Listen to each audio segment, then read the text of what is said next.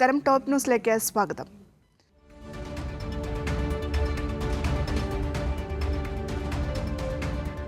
CMRL Exalogic വിഷയത്തിൽ മുഖ്യമന്ത്രിക്കെതിരെ അന്വേഷണം വേണ്ടെന്ന് ഹൈക്കോടതി. മാത്യു കുഴൽനാടൻ നൽകിയ ഹർജി കോടതി തള്ളി. വിജിലൻസ് അന്വേഷണം ആവശ്യമില്ലെന്ന് ഹർജി തള്ളിക്കൊണ്ട് ജസ്റ്റിസ് കെ ബാബു വ്യക്തമാക്കി.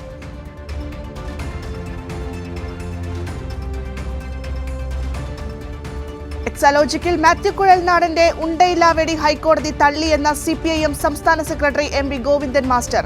മഴവിൽ സഖ്യത്തിന്റെ ഒരു ആരോപണം കൂടി തകർന്നുവെന്നും MP ഗോവിന്ദൻ മാസ്റ്റർ. ഗവൺമെന്റിനെതിരായിട്ടും മുഖ്യമന്ത്രിക്കെതിരായിട്ടും മകൾക്കെതിരായിട്ടും ഒരു പുകമറ സൃഷ്ടിക്കാൻ വേണ്ടി നടത്തിയിട്ടുള്ള ബോധപൂർവമായ UDFന്റെ BJPയുടെ ഞാൻ സാധാരണ പറഞ്ഞുകൊണ്ടിരിക്കുന്ന ഈ മഴവിൽ സഖ്യത്തിൻ്റെ ഒരു ആരോപണവും കൂടി തകർന്ന് തരിപ്പടായിരിക്കുന്നു എന്നുള്ളതാണ് സത്യം.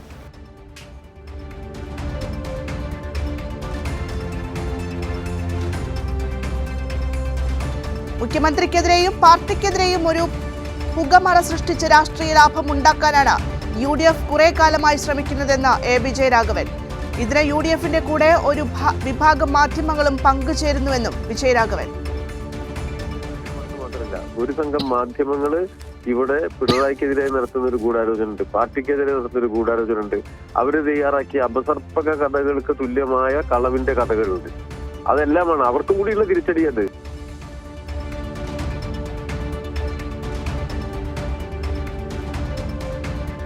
എക്സാലോജിക്കിലെ കോടതി വിധി മാത്യു കുഴൽനാടിന് വലിയൊരു പാഠമാകേണ്ടതാണെന്ന് LDF കൺവീനർ TP രാമകൃഷ്ണൻ. ഏത് നിയമപരമായ നടപടിയുമായി മുന്നോട്ടു പോയാലും യാഥാർത്ഥ്യത്തിൽ നിന്ന് തിരിഞ്ഞു നിൽക്കാൻ സാധിക്കില്ലെന്നും TP രാമകൃഷ്ണൻ. നടപടിയുമായി മുമ്പോട്ട് പോയി കഴിഞ്ഞാലും യാഥാർത്ഥ്യത്തിൽ നിന്ന് തിരിഞ്ഞു നിൽക്കാൻ കഴിയില്ല.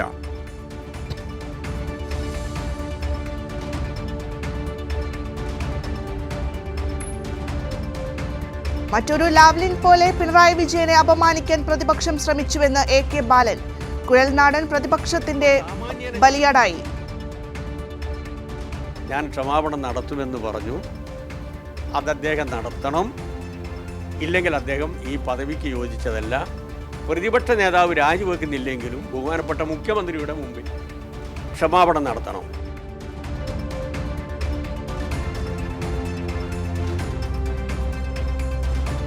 പ്രതിപക്ഷം കേരളത്തിൽ ഉയർത്തിക്കൊണ്ടിരിക്കുന്ന അപവാദങ്ങളുടെയും ദുരാരോപണങ്ങളുടെയും പരമ്പരയായി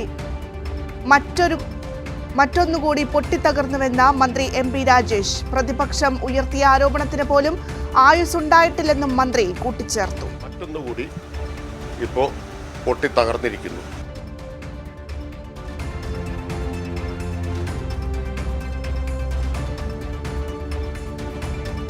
ഹൈക്കോടതി വിധി പ്രതിപക്ഷത്തിന് കനത്ത തിരിച്ചടിയെന്ന മന്ത്രി P രാജീവ്. ഒരിക്കൽ കൂടി പ്രതിപക്ഷത്തിന്റെ നുണപ്രചരണങ്ങൾ തുറന്നു കാട്ടപ്പെട്ടുവെന്നും ഹൈക്കോടതിക്ക് മുകളിലുള്ള കോടതിയായി പ്രതിപക്ഷ നേതാവിനെ അംഗീകരിക്കപ്പെട്ടിട്ടില്ലല്ലോ എന്നും P രാജീവ്. യഥാർത്ഥത്തിൽ ഈ സംഭവത്തിൽ കാണേണ്ടത്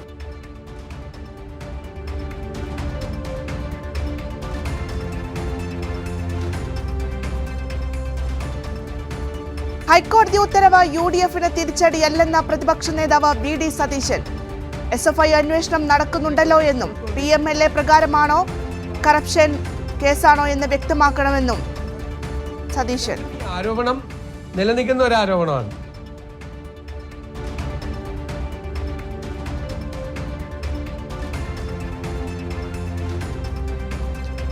സംഘപരിവാർ സംഘടനയായി ED മാറിയെന്ന CPIM പോളിറ്റ് ബ്യൂറോ അംഗം AB ജയരാഘവൻ. കൊടകര കുഴൽപ്പണക്കേസിൽ അന്വേഷണം ED അട്ടിമറിച്ചത് അതിന് തെളിവാണ്. രാഷ്ട്രീയ എതിരാളികൾക്കെതിരെ EDയെ BJP ഉപയോഗിക്കുകയാണെന്നും വിജയരാഘവൻ. ഇത്തരം അന്വേഷണ ഏജൻസികൾ ഇന്ത്യയിൽ സംഘപരിവാറുണ്ടല്ലോ, പരിവാറിന് ഒരുപാട് കൂട്ടരുണ്ട്. 34 സംഘപരിവാർ സംഘടനകളിൽ 35ാമതായിട്ട് ED മാറുന്നു എന്ന് സാധാരണ ജനം വിശ്വസിച്ചാൽ ആർക്കും പിന്നെ ഒരു സംശയം ഉണ്ടാവില്ല.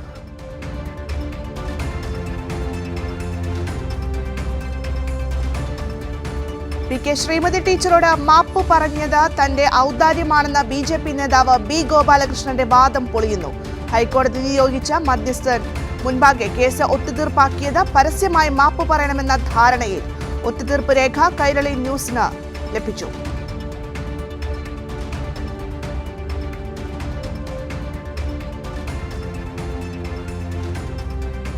വേതന വർധനവ് ആവശ്യപ്പെട്ട് അനിശ്ചിതകാല സമരം നടത്തുന്ന ആരോഗ്യ പ്രവർത്തകരെ കൂട്ടത്തോടെ പിരിച്ചുവിട്ട ഗുജറാത്ത് സർക്കാർ. വനിതകളടക്കം 2200 ആരോഗ്യ പ്രവർത്തകരെയാണ് എസ്മ നിയമപ്രകാരം BJP സർക്കാർ പിരിച്ചുവിട്ടത്.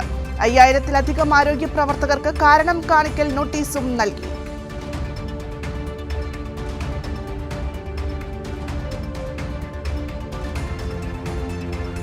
സെക്രട്ടേറിയറ്റിന് മുന്നിലെ SUCI സമരത്തിലെ INTUC നിലപാടിൽ വെട്ടിലായി KPCC നേതൃത്വം. വിഷയത്തിൽ INTUCയെ അനുനയിപ്പിക്കാൻ KPCCയുടെ നീക്കം. സഹകരിച്ചില്ലെങ്കിലും ഉപദ്രവിക്കരുതെന്ന INTUCയോട് KPCC നേതാക്കൾ അഭ്യർത്ഥിച്ചുവെന്നും വിവരം.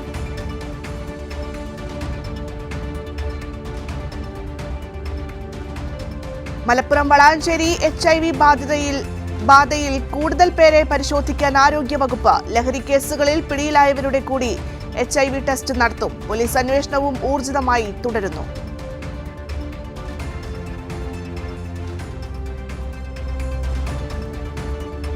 SFI പ്രവർത്തകർക്ക് നേരെ ലഹരി മാഫിയ സംഘത്തിന്റെ ആക്രമണം. ഇന്നലെ രാത്രി ശംഖുമുഖത്ത് വെച്ചാണ് തിരുവനന്തപുരം യൂണിവേഴ്സിറ്റി കോളേജ് SFI പ്രവർത്തകർക്ക് ലഹരി മാഫിയ സംഘത്തിന്റെ മർദ്ദനമേറ്റത്. മാരകായുധങ്ങൾ ഉപയോഗിച്ച് വെട്ടിപ്പരിക്കേൽപ്പിച്ചു. കോളേജിൽ നേരത്തെയുണ്ടായ സംഘർഷവുമായി ബന്ധപ്പെട്ടാണ് ആക്രമണമെന്നാണ് പരാതി.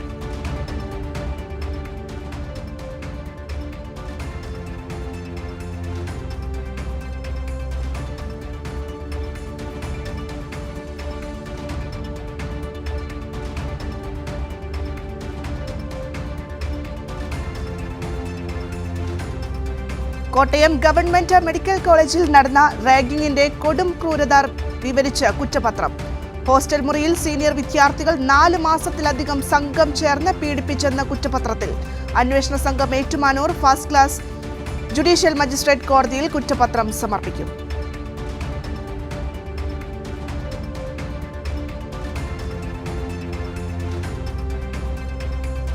കേന്ദ്ര നിലപാട് വൈകുന്നതിനാൽ തൃശൂർ പൂരം വെടിക്കെട്ട് പ്രതിസന്ധിയിൽ. വെടിക്കെട്ട് സംബന്ധിച്ച് കഴിഞ്ഞ ഒക്ടോബറിൽ കേന്ദ്ര സർക്കാർ നടത്തിയ പെസോ നിയമ ഭേദഗതിയിൽ ഇളവ് ആവശ്യപ്പെട്ട് ദേവസ്വങ്ങൾ കേന്ദ്ര സർക്കാരിനെ സമീപിച്ചെങ്കിലും ഇതുവരെ തീരുമാനമായില്ല. കേന്ദ്ര സഹമന്ത്രിയും തൃശൂർ MP-യുമായ സുരേഷ് ഗോപിയുടെ വകുപ്പിന് കീഴിലുള്ള പെസോയാണ് ഭേദഗതി ഇളവ് വരുത്തേണ്ടത്.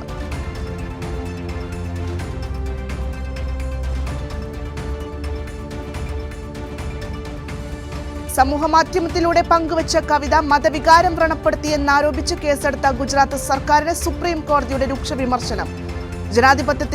ജനാധിപത്യത്തിൽ ആവിഷ്കാര സ്വാതന്ത്ര്യം ഉണ്ടാകണമെന്നും പൗരന്മാരുടെ അവകാശങ്ങളെ ചവിട്ടിയരയ്ക്കാൻ ശ്രമിക്കരുതെന്നും സുപ്രീം കോടതി. കോൺഗ്രസ് MP ഇമ്രാൻ പ്രതാപിനെതിരായ ക്രിമിനൽ കേസ് സുപ്രീം കോടതി റദ്ദാക്കി.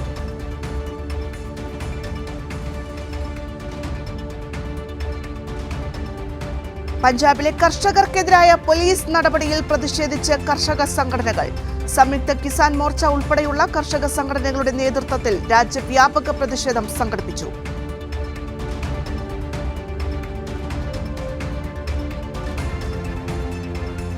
കരുനാഗപ്പള്ളി സന്തോഷ് കൊലപാതകത്തിലെ പ്രതികളുടെ ചിത്രങ്ങൾ പുറത്തുവിട്ട പോലീസ്. 5 പ്രതികളുടെ ചിത്രങ്ങളാണ് പോലീസ് പുറത്തുവിട്ടത്.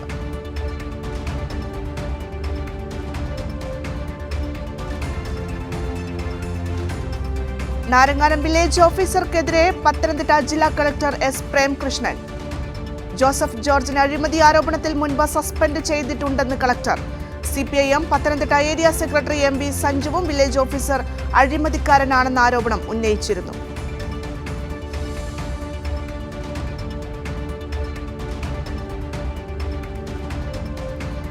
ബീഹാറിൽ കോൺഗ്രസ് നേതാവ് കനയ്യകുമാറിന്റെ സന്ദർശനത്തിന് ശേഷം ക്ഷേത്രത്തിൽ ശുദ്ധികലശം നടത്തി സംഘപരിവാർ. BJP ഇതര പാർട്ടികളിലുള്ളവരെ തൊട്ടുകൂടാത്തവരായി കണക്കാക്കുന്നുവെന്ന് കോൺഗ്രസ്. കനയ്യകുമാറിന്റെ രാഷ്ട്രീയത്തോടുള്ള നിരസിക്കലിന്റെ തെളിവാണിതെന്ന വിശദീകരണവുമായി BJP രംഗത്ത്.